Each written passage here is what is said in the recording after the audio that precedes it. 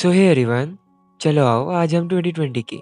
अरे हाँ बाबा हाँ, ये लाइन कह कह कर भी मैं थक गया। मैं आपका ज़्यादा टाइम वेस्ट नहीं करूँगा। अगर आपने प्रीवियस एपिसोड्स नहीं देखे तो उसे जाकर पहले देख लो। सारे लिंक्स आपको डिस्क्रिप्शन बॉक्स में मिल जाएगी। जिनको जानना है इस कहानी में आप देखोगे क्या ये दोनों अपने अपने प्यार को बचाने के लिए फेथ को बदल पाएंगे, साथ ही टाइम को भी, जो गुजरने के बाद कभी वापस नहीं आता। बस इतना सा ओवरव्यू आप सुन लो, बाकी की कहानी आपको देखनी ही होगी। आगे जाने से पहले आपको वीडियो को लाइक और चैनल को सब्सक्राइब जरूर करना होगा। So welcome to the story of love in time.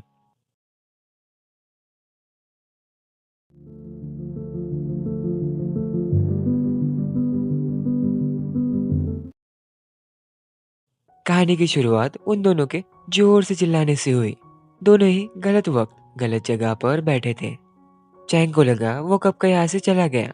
ऐसे परिस्थिति में जैंग को ठीक से नहीं तो मीठी मीठी बात करनी होगी। नहीं, उसे जाना था। बट पिछले दिन उसने सोचा ये घर उसका भी है, वो जो चाहे कर सकते। आखिर उन दोनों को साथ ही रहना होगा, रूममेट की तरह, बराबर बराबर।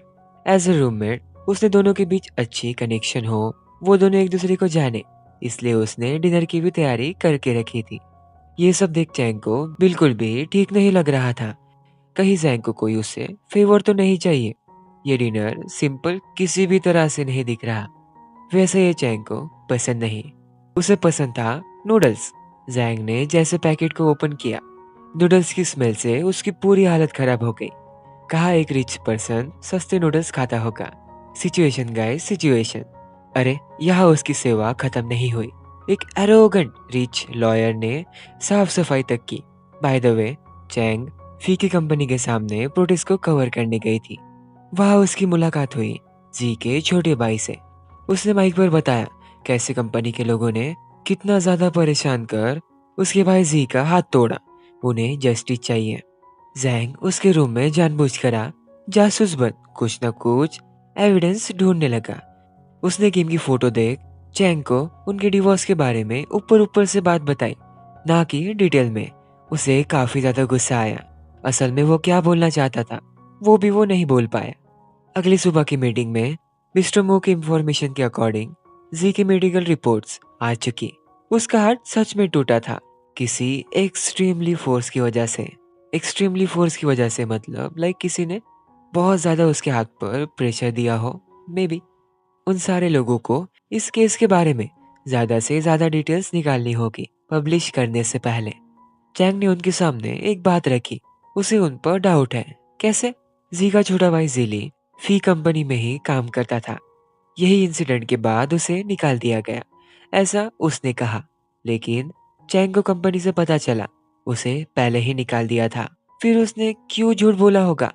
कहीं इसके पीछे उनका कोई और इंटेंशन तो नहीं, बस इसके उसके पास कोई सबूत नहीं थे। इसीलिए उसकी बात किसी ने भी सीरियसली नहीं ली, सिवाय मिस्टर मू के। उन्होंने चैंग की साइड से स्टैंड लिया, एक छोटा सा प्लान बनाते हुए। वो लोग न्यूज पर दो अलग अलग स्टोरीज दिखाएंगे।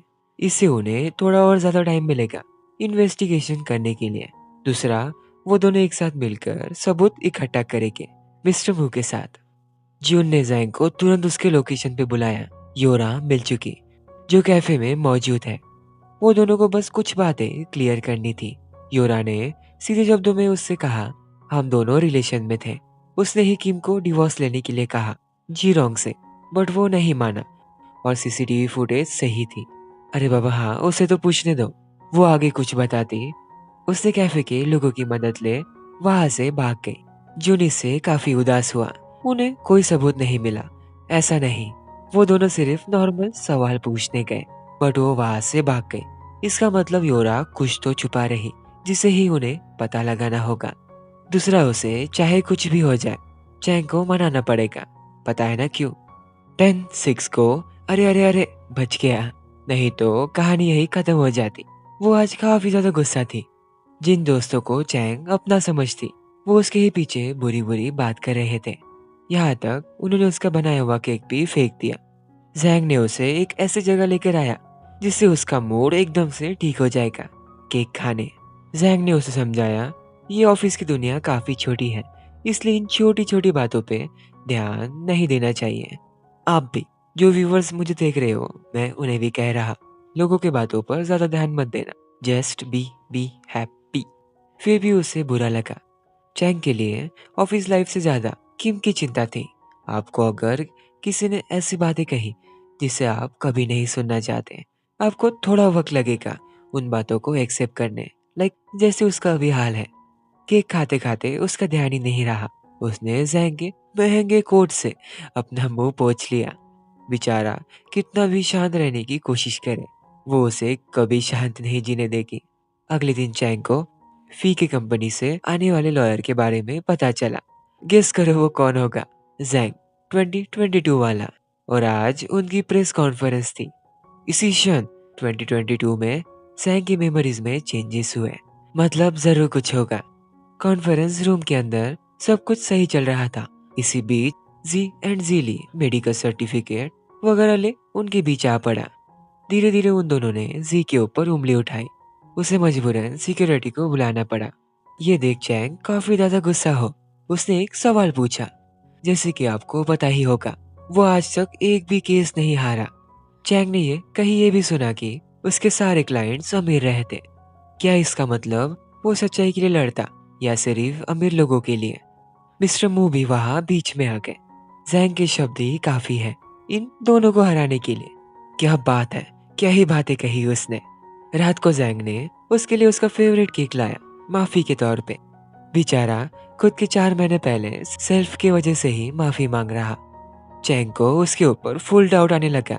आप ही सोचो, कुछ महीने पहले उसकी हरकतें कैसी थी एंड आज कैसे।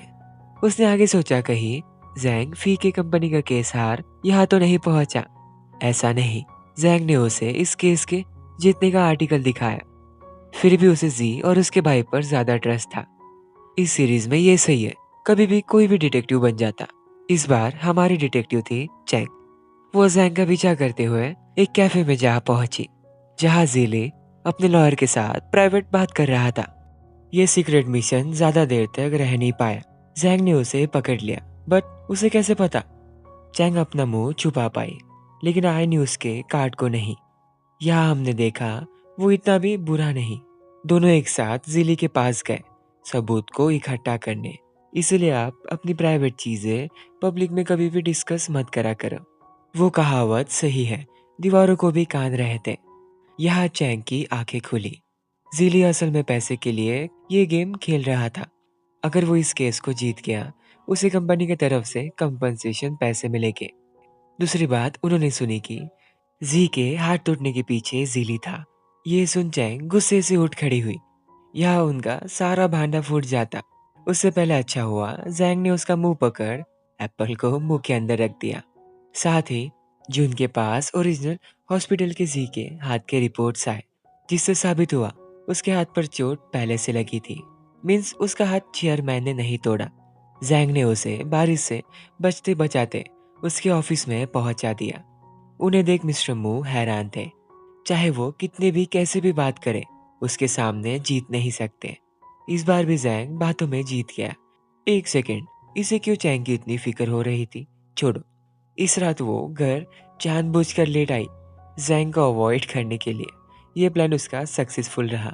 अगली सुबह किम ने उसे टेक्स्ट करके कहा कि प्रपोजल सक्सेसफुल रहा। आज उसकी पहली बार मुलाकात हुई जिरोंग से। इसी दिन उसने अपने सोशल मीडिया के ऊपर प्रपोजल की बात पोस्ट की थी। जैंग समझ गया, यही कारण की वजह से वो पिछली रात नहीं आई। वो बदला लेकर रहेगा, भले ही वक्त चला गया हो। बाकी नेक्स्ट उसके पास चांस है एंगेजमेंट को रोकने का। Revenge time. एंड ये एपिसोड की एक्सप्लेनेशन यही खत्म हुई। सो गाइस, ये था एपिसोड 4। अगर आपको अच्छा लगे तो प्लीज़ लाइक करो, सब्सक्राइब करो एंड शेयर ज़रूर करना।